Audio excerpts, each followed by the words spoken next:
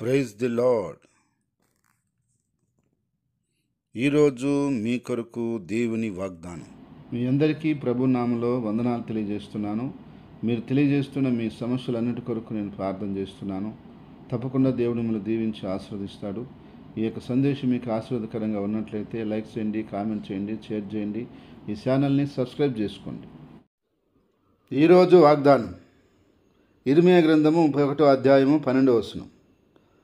వారిక ఎన్నడెన్నటికీ కృషింపక నీరు పారు తోటవలే నుందురు. ప్రియ సహోదరి సహోదరులారా, దేవుడు ఈరోజు అద్భుతమైనటువంటి సందేశాన్ని మనకు అనుగ్రహిస్తున్నాడు. అదేమిటంటే, ఇజ్రాయేలు ప్రజలు చెరలో ఉన్నప్పుడు దేవుడు వారికి అనుగ్రహించినటువంటి వాగ్దానాన్ని ఈరోజు మనకు అనుగ్రహిస్తున్నాడు.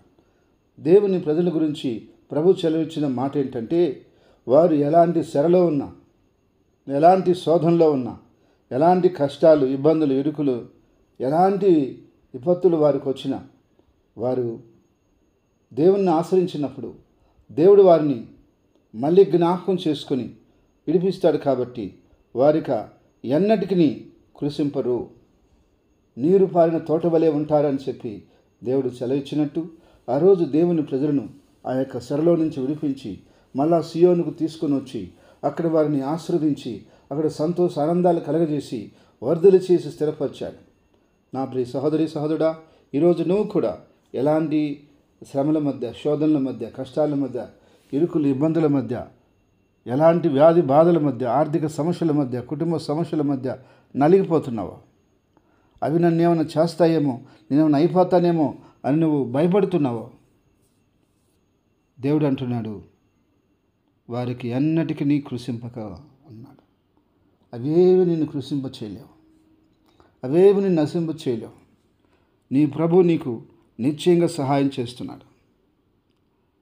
ప్రభువు నిన్ను ఆ యొక్క వ్యాధిలో నుంచి, ఆ యొక్క బాధల్లో నుంచి, ఆ యొక్క శ్రమంలో నుంచి, ఆ యొక్క శోధనలో నుంచి, ఆ కుటుంబ సమస్యల్లో నుంచి, ఆర్థిక ఇబ్బందుల్లో నుంచి, నీకున్న కోర్టు సమస్యల్లో నుంచి, నీకున్నటువంటి ఫ్యామిలీ సమస్యల్లో నుంచి, నీకున్నటువంటి ఆస్తి వివాదాల్లో నుంచి, రకరకాల యొక్క సమస్యల్లో నుంచి నిన్ను విడిపించబోతున్నాడు.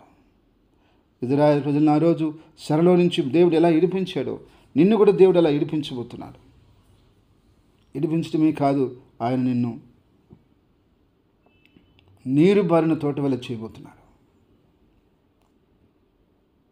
ఒక తోటకి నీరు ఎప్పుడు పెట్టినప్పుడు అది ఎప్పుడు పచ్చగా ఉంటుంది, టయానికి పుష్పిస్తుంది, ఫలాలు ఇస్తుంది. పిందులుగాను, కాయలుగాను, ఫలాలుగాను ఆ తోటలో నుంచి రైతు కోసుకుంటాడు.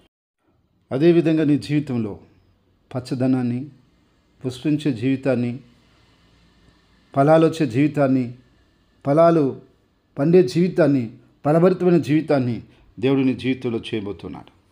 కాబట్టి తద్వారా నీ జీవితం నశించిపోక, కృషించిపోక నీరు గట్టిన తోట వలె ఎప్పుడు కూడా ఆశీర్వాదకరంగా, దీవెనకరంగా నీ కుటుంబం, నీ జీవితం, నీ కలిగిన సమస్తాన్ని దేవుడు ఆశీర్వదించబోతున్నాడు. నీ జీవితంలో ఉన్నటువంటి ప్రతి కొదువును, అక్కలను, ఇబ్బందులను తీసివేసి నువ్వు కుసించకుండా, నలిగిపోకుండా దేవుడు ఆశీర్వాదకరంగా నీ జీవితాన్ని మార్చి వర్ధలు చేయబోతున్నాడు. ఆమేన్. ప్రార్థన. ప్రేమల తండ్రి, పరిశుద్ధమైన దేవాని స్తుతులు, స్తోత్రాలు చెల్లిస్తున్నాను. ఈ యొక్క మాటలు వింటున్న ప్రతి బిడ్డ ఎప్పటికీ కూడా కుసించిపోకూడదు. నీ వాక్యమును బట్టి వారిని ఆశీర్వదించండి, దీవించండి. వారి ఇరుకులు, ఇబ్బందులు, వ్యాధి బాధలు, సమస్యలన్నీ నజరేయుడైన యేసు క్రీస్తు నామములో విడుదల కలుగునుగాక. నీ ప్రజలకు నాయన నీరు కట్టిన తోట వలె ఉన్నట్లుగా నీ యొక్క ఆశీర్వాదాలు, నీ మేలు, నీ దీవెనలు, నీ సంతోషం, ఆనందం నీ ప్రజలకు దయచేయమని, ఆదరణ, నెమ్మది, సమాధానంతో నీ ప్రజలను విడుదల చేయమని, ఈరోజు పుట్టినరోజును, వివాదనను జరుపుకున్న వ్యక్తుల్ని, బిడ్డల్ని, కుటుంబాల్ని పేరు పేరు మీరు జ్ఞాపకం చేసుకోమని, అన్ని విధాలుగా నీ ప్రజలకు కావలసినటువంటి అయ్యా ఈవులన్నీ మీరు దయచేయమని, అయ్యా నీ చేతులకి ఈ ప్రజలందరిని అప్పగించుకుంటూ సమస్త ఘనత, మహిమ, ప్రభావాలు మీకే చెల్లిస్తూ నా తండ్రి స్తుతించి ప్రార్థించి యేసుక్రీస్తు నామములో అడిగేడుకుంటున్నాను తండ్రి. ఆమేన్.